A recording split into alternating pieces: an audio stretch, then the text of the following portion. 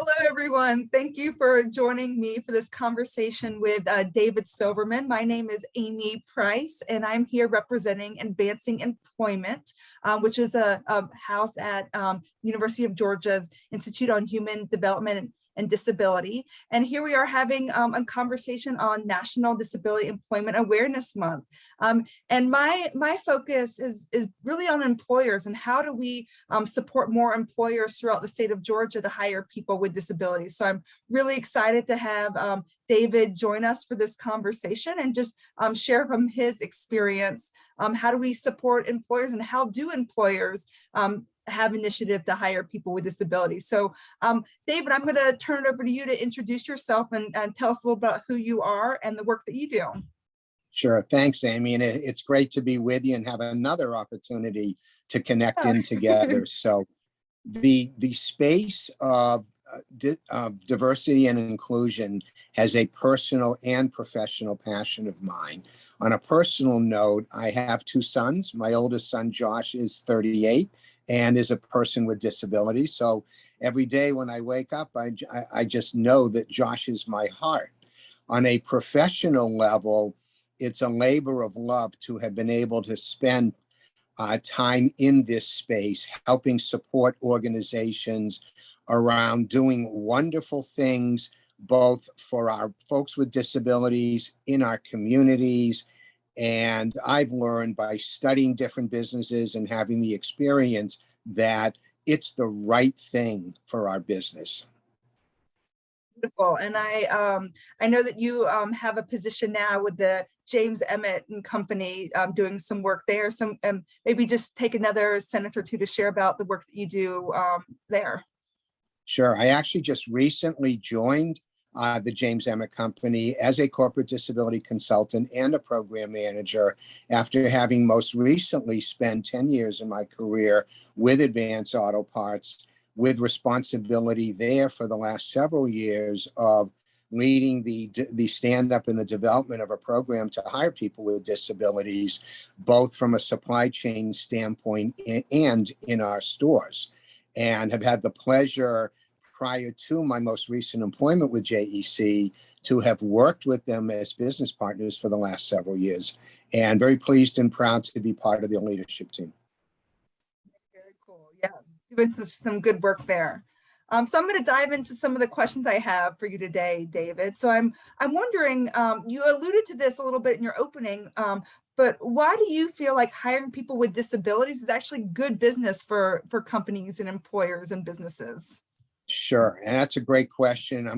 I know we're somewhat affiliated with the University of Georgia here, so I want to share very openly and transparently that we kind of took a course as we started to want to learn lessons as an organization on what other companies have done through their hiring people with disabilities programs going back 15 years and in some cases more.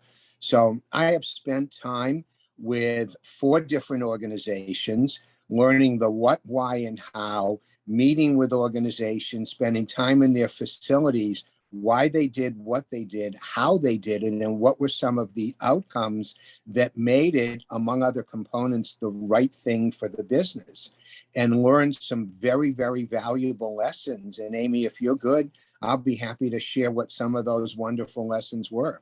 Oh, please do. Yeah.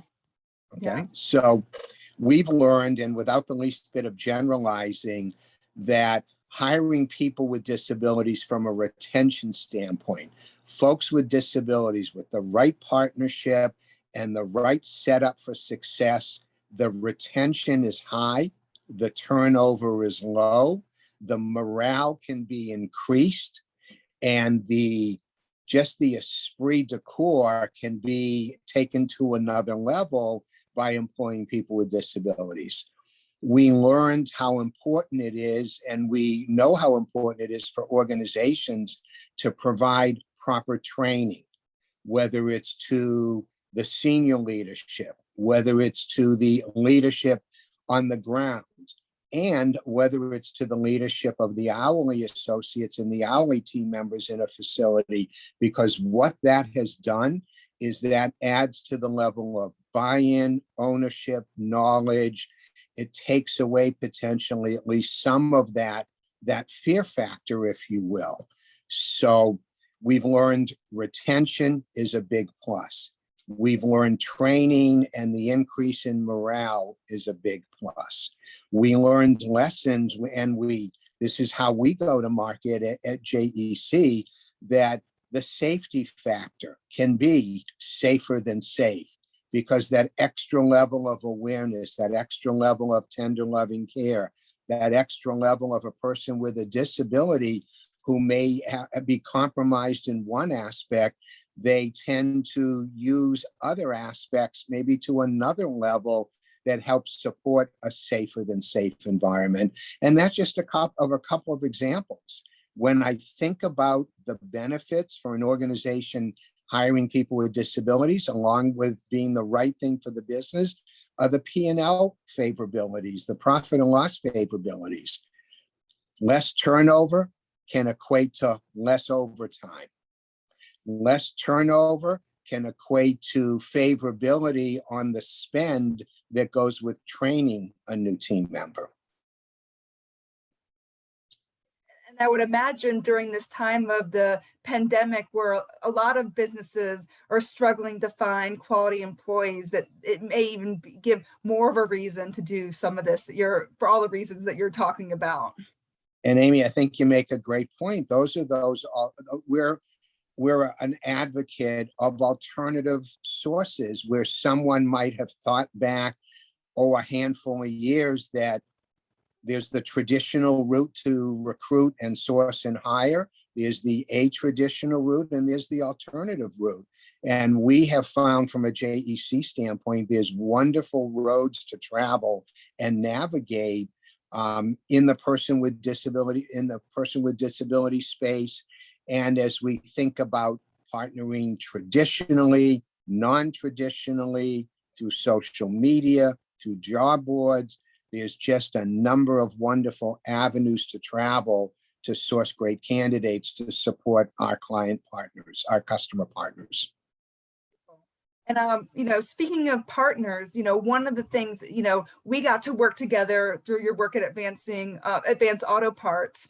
And one of the things I valued so much in that partnership is you really brought in a variety of stakeholders, from providers to the managers to state agencies to so many different places. And so I'm hoping you can speak a little bit about why it's important to bring a variety of stakeholders to the table as companies are doing this.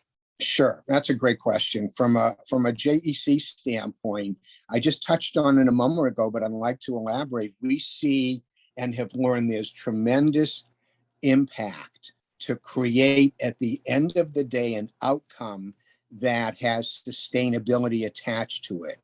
And that sustainability is nothing being more impactful and valuable than building sustainable relationships at the local level. So we have traditional partners, perhaps the ARC, Easter Seals, Goodwill, just to name three wonderful companies, and I know there are many. Then we have non-traditional partners. They might be local organizations. They might be folks from the second chance organizations.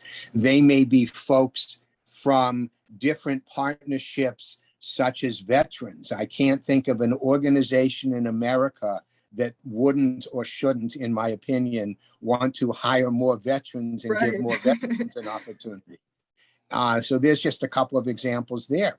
And then we think about the social media opportunities and the job board opportunities that can be great pipelines for candidates. But to your point, when an organization, and when we can support an organization building those partnerships, having those stakeholders not get together, but stay together with stickiness, if you will, what at the end of the day that can result in is sustainability. And nothing's better than those established relationships that have that long-term impact. So it sounds like, from what you're saying, by having that those initiatives and coming together and having stakeholders and making it a long term, that's also part of that, supporting that bottom line and good good business practices that could help increase their labor force and their longevity of that. I really think it can, because when we really, take an objective look back at JEC, we do this for three reasons. It's the right thing for wonderful folks with disabilities. It's the right thing in the communities where our client customers, our business partners exist. And at the end of the day, and not to put it third by any stretch, but we have learned, we have shared that it is the right thing for business. That's wonderful. It sounds like it's a win-win all around. It is. I would love to hear a little bit, if there are employers out there listening to this conversation, what advice would you give to an employer looking to start initiatives like this? My advice would give, well, I could be a bit, self-serving and say, connect in with the James Emmett Company. We'd be Well, more than sure. happy to support you. Contact information can be provided separately. But on a serious note, take a leap of faith. Understand in this beyond competitive environment to find terrific people, the more alternative sources and resources that can be brought to the table, the better the opportunities are, because we know how tough it can be in so many industries and so many organizations at present, and there isn't necessarily an end in sight. So I think an organization should not be afraid to take a leap of faith. I think an organization should not be afraid to do their proverbial research around companies that have had success. I think an organization should understand and recognize, as much as anything, it can add another level of wonderfulness to a company culture. And what goes with that is the importance of training. And I think an organization should absolutely insist, whether it's something they do on their own, or, all kidding aside, connecting with JEC, as we can certainly support, how valuable providing the training is and how important providing the training is at all levels. And I think an organization has to ensure for their readiness that they've got buy-in, and I'll just use the phrase stakeholder buy-in and support from the highest levels of the organization. If the CEO and the organization's executive committee plants their feet and said, this is right, this is great, we're already well on our way. And that positiveness is going to trickle down, so to speak, into the field leadership, whether it's in the supply chain or if it's a retail organization, to the stores or any other organization that has locations with team members. Yeah, it's a lot of potential there, and it's it's exciting. As we're wrapping up our time together, I just want to say how grateful I am for you, and to really being able to share the message of the potential for employers and the different opportunities that come, and how it makes sense all around. I mean, I loved how you touched on how it's good business, it's good for the community, it's good for people, and for diversifying your workforce and finding employees in these challenging times. And as we're wrapping up here, I know you also shared with me that y'all have some initiatives around National Disability Employment Awareness Month, and maybe you want to just share some of the things that you're doing as well, as we're wrapping up here. Sure, Amy, as we know each other well, I'm happy to share a little bit of a sneak preview. So we do, as an organization, place a very, very high level of importance around ND and the impact it can have. So we have a rhythm planned for activities each week during National Disability Employment Awareness Month. We want everybody to hear from James Emmett, who's our founder and CEO. We want and plan to provide some disability awareness training for the wider audience. We want and plan to provide some situational handling tips for those that may be coming in contact with folks with disabilities, knowing and respecting that not every situation they will have experienced previously, and a little bit of best ways to handle, best ways to approach. We intend to share some success stories from some of our client companies, from several of our client companies, so the audience can hear from a person with a disability and what it's meant to him or her, and also hear from a supervisor or two around what it's meant for them and the impact it's had on their organization and the business. So it's all part of being that champion to raising awareness, to reinforcing commitment as we go forward in a world where there's so many wonderful opportunities and so many organizations are struggling respectfully to get to a point of fully staffed. So we've got some really cool things planned, and thanks for letting us give a sneak preview. Awesome. And thanks so much. And I'm grateful for the partnership that we've had, and I'm glad it's going to continue in this role as well. So thanks so much. It's my pleasure, and a pleasure from the James Eminent Company, to be able to connect in with you today. Thank you.